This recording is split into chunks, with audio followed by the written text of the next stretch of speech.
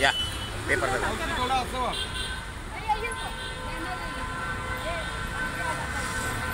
बरोबर आहे,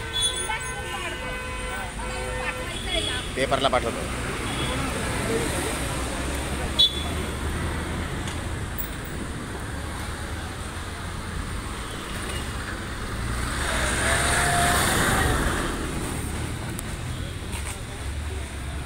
एक मिनिट, चपला काढा खाली. दादा ती थोडी पुढे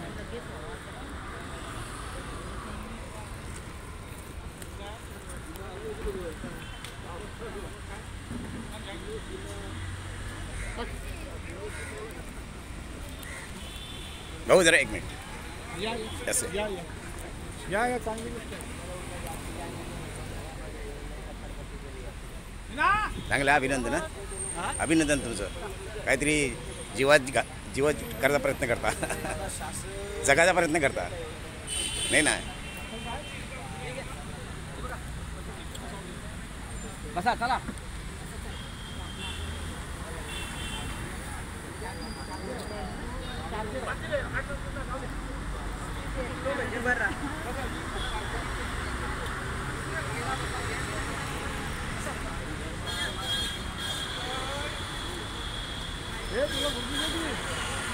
बस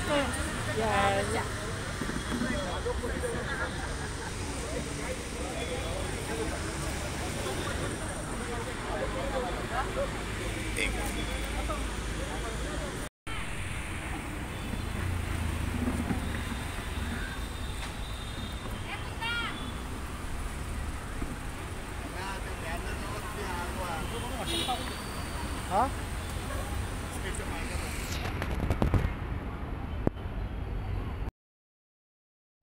इरादा काय आहे की जोपर्यंत आज आपण सुरुवात करतो, जोपर्यंत आमचे 12.5% प्लॉटची लॉटरी किंवा त्याची लॉटरी लागलेली आहे म्हणजे प्लॉट, ते प्लॉटची फाईल आमच्या ताब्यात जोपर्यंत देत नाही तोपर्यंत आम्ही इथून जाणार नाही. मग त्यासाठी 1 महिना लागो, 2 महिने लागो, आणि मुहूर्त करण्यासाठी आपण आज या ठिकाणी आलेलो आहोत. आता या ठिकाणी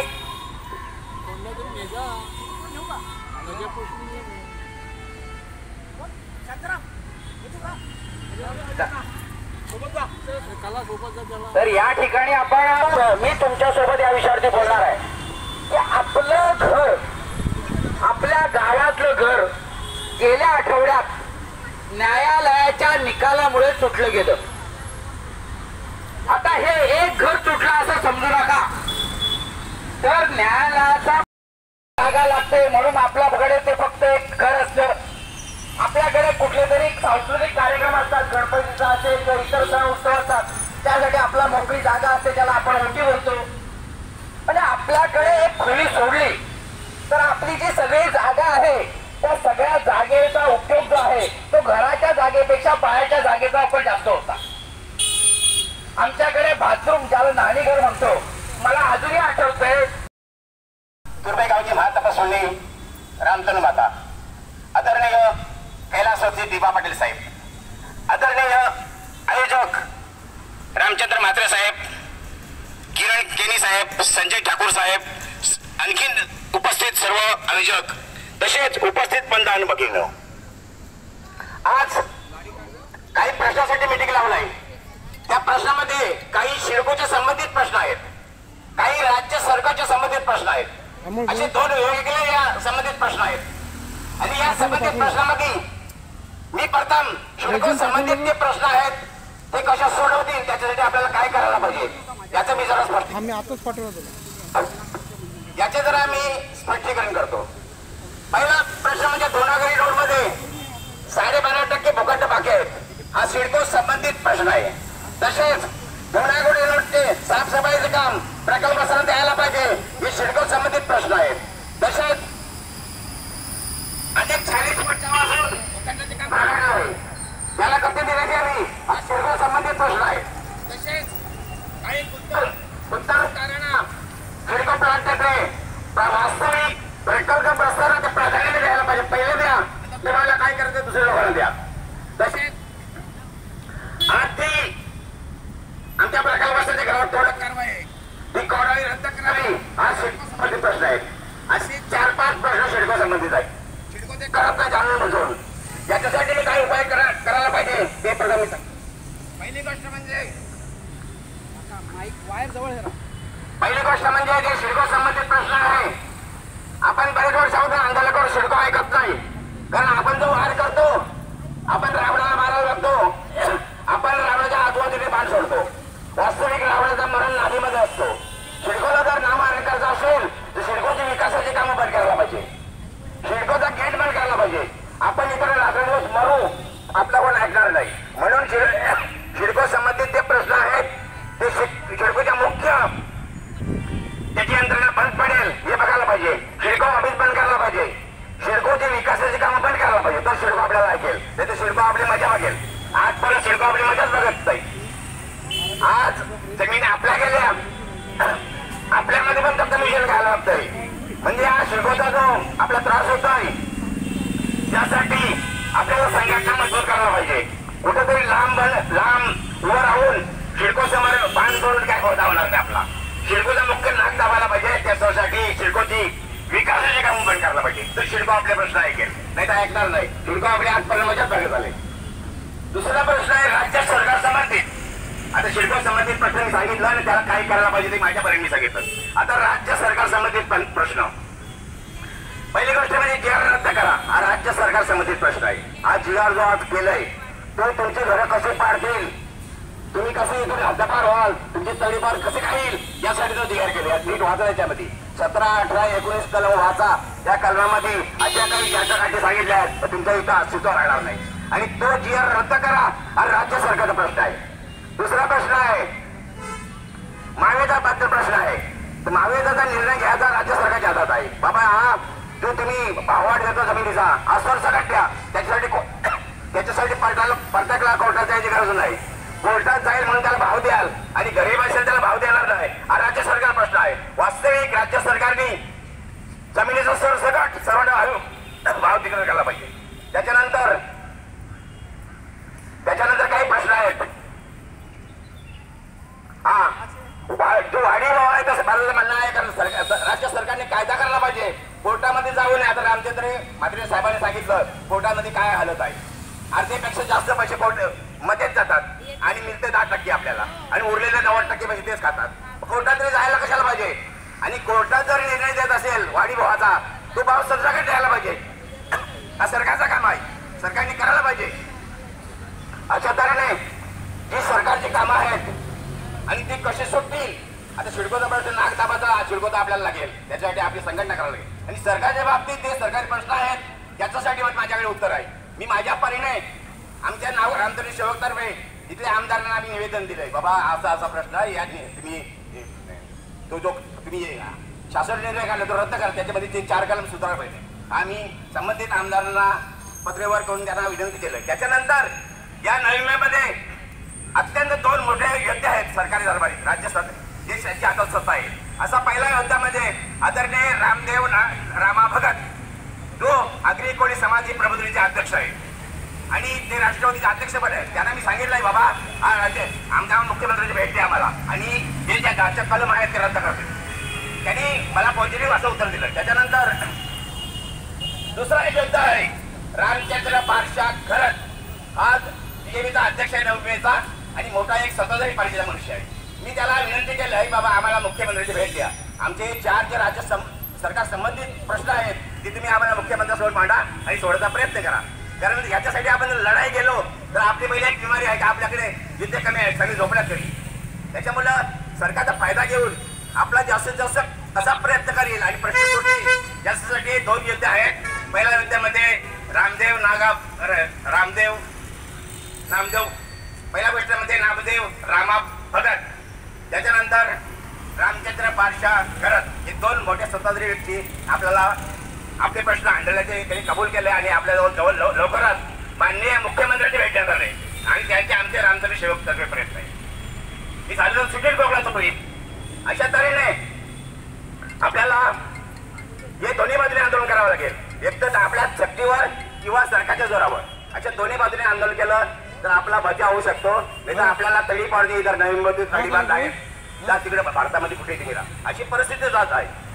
म्हणून हे तुम्ही जे आंदोलन करता त्या तुमच्या आंदोलनाला आमच्या रामधनु सेवक तर्फे जाहीर पाठिंबा आहे. तसेच आमच्या दुर्व्यामध्ये कापडी देवस्थान बचाव कृती समिती ॲडव्होकेट बिपिन घरत त्यांचे अध्यक्ष आहे, त्यांनी पण आपल्याला तुमच्या आंदोलनाला जाहीर पाठिंबा दिले. तसेच आदरणीय नामदेव रामा भगत यांची आगरी कोणी प्रबोधनी तर्फे तुम्हाला जाहीर पाठिंबा अभिव्यक्त करतो. अशा तऱ्हेने तुमचं आंदोलन होईल आणि तुमचं आंदोलन चालेल आणि ज्या ज्या तुम्ही आंदोलन करा तुमच्यावर आम्ही बरोबर राहू आणि या सर्व कार्यक्रमात तुमचा प्रश्न सुटो अशी मी आमच्या तुर्भे गावची पातपश्री रामधनूची प्रार्थना करतो. जय रामधनू. पहिल्या गोष्ट म्हणजे नामदेव रामा भगत, त्याच्यानंतर रामचंद्र पारशा गरज, हे दोन मोठे सत्ताधारी व्यक्ती आपल्याला आपले प्रश्न हांडण्याचे त्यांनी कबूल केले आणि आपल्याजवळ लवकरच माननीय मुख्यमंत्र्यांची भेट देणार आहे आणि त्यांचे आमचे रामधनू सेवक सर्व प्रयत्न आहे ही झालं सुटेल कोकणाचं होईल. अशा तऱ्हेने आपल्याला हे दोन्ही बाजूने आंदोलन करावं लागेल. एक तर आपल्या शक्तीवर किंवा सरकारच्या जोरावर, अशा दोन्ही बाजूने आंदोलन केलं तर आपला बचाव होऊ शकतो. नाही तर आपल्याला तळी पाडली इतर नवीन मध्ये तळी बांध आहे जा तिकडे भारतामध्ये कुठे गेला अशी परिस्थिती जात आहे. म्हणून हे तुम्ही जे आंदोलन करता त्या तुमच्या आंदोलनाला आमच्या रामधनु सेवक तर्फे जाहीर पाठिंबा आहे. तसेच आमच्या दुर्व्यामध्ये कापडी देवस्थान बचाव कृती समिती ॲडव्होकेट बिपिन घरत त्यांचे अध्यक्ष आहे, त्यांनी पण आपल्याला तुमच्या आंदोलनाला जाहीर पाठिंबा दिले. तसेच आदरणीय नामदेव रामा भगत यांची आगरी कोणी प्रबोधनी तर्फे तुम्हाला जाहीर पाठिंबा अभिव्यक्त करतो. अशा तऱ्हेने तुमचं आंदोलन होईल आणि तुमचं आंदोलन चालेल आणि ज्या ज्या तुम्ही आंदोलन करा तुमच्यावर आम्ही बरोबर राहू आणि या सर्व कार्यक्रमात तुमचा प्रश्न सुटो अशी मी आमच्या तुर्भे गावची पातपश्री रामधनूची प्रार्थना करतो. जय रामधनू.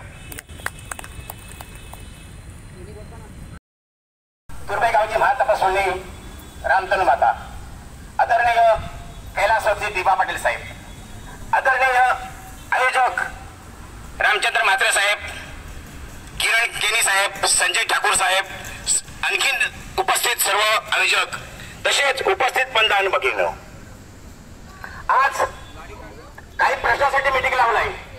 त्या प्रश्नामध्ये काही शिडकोच्या संबंधित प्रश्न आहेत, काही राज्य सरकारच्या संबंधित प्रश्न आहेत, असे दोन वेगवेगळे या संबंधित प्रश्न आहेत आणि या संबंधित प्रश्नामध्ये मी प्रथम शिडको संबंधित जे प्रश्न आहेत ते कशा सोडवतील त्याच्यासाठी आपल्याला काय करायला पाहिजे याचं मी जरा याचे जरा मी स्पष्टीकरण करतो. पहिला प्रश्न म्हणजे दोनागरी रोड मध्ये 12.5% भूखंड बाकी आहेत, हा सिडको संबंधित प्रश्न आहे. तसेच दोनागरी रोडचे साफसफाईचे काम प्रकल्पासना द्यायला पाहिजे हे सिडको संबंधित प्रश्न आहेत. तसेच अनेक 40 वर्षापासून भूखंडाचे काम झालेलं आहे, त्याला कधी दिल्याची आम्ही हा सिडको संबंधित प्रश्न आहे. तसेच काही उत्तर सिडको प्लांटचे वास्तविक प्रकल्प प्रस्तावाला प्राधान्य द्यायला पाहिजे. पहिले द्या, तुम्हाला काय करायचं दुसऱ्या लोकांना द्या. तसेच आधी आमच्या प्रकल्पासाठी गावात तोडक कारवाई ती कोणाला रद्द करावी हा सिडको संबंधित प्रश्न आहे. असे 4-5 प्रश्न सिडको संबंधित आहेत. सिडको ते करत नाही जाणून बुजून, याच्यासाठी मी काय उपाय करायला पाहिजे ते प्रथम मी सांगतो.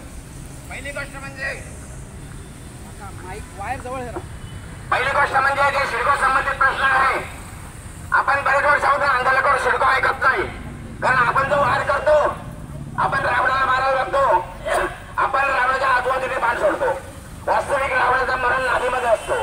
सिडकोला जर नामहार करायचं असेल तर सिडकोची विकासाची कामं बंद करायला पाहिजे, सिडकोचा गेट बंद करायला पाहिजे. आपण इतर दिवस मरू, आपला कोण ऐकणार नाही. म्हणून सिडको संबंधित जे प्रश्न आहेत ते सिडकोच्या मुख्य त्याची यंत्रणा बंद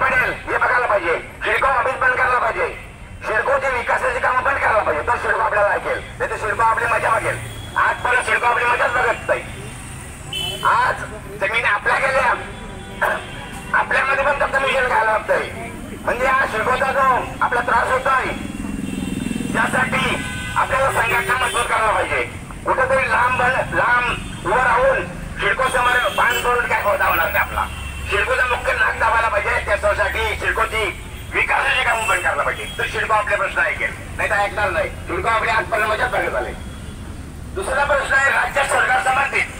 आता शिडको संबंधित प्रश्न मी सांगितलं आणि त्याला काय करायला पाहिजे ते माझ्यापर्यंत मी सांगितलं.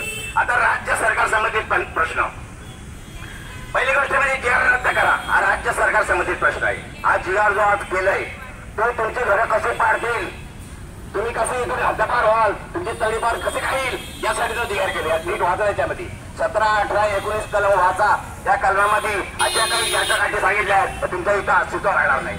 आणि तो जीआर रद्द करा हा राज्य सरकारचा प्रश्न आहे. दुसरा प्रश्न आहे महावेदा बद्दल प्रश्न आहे.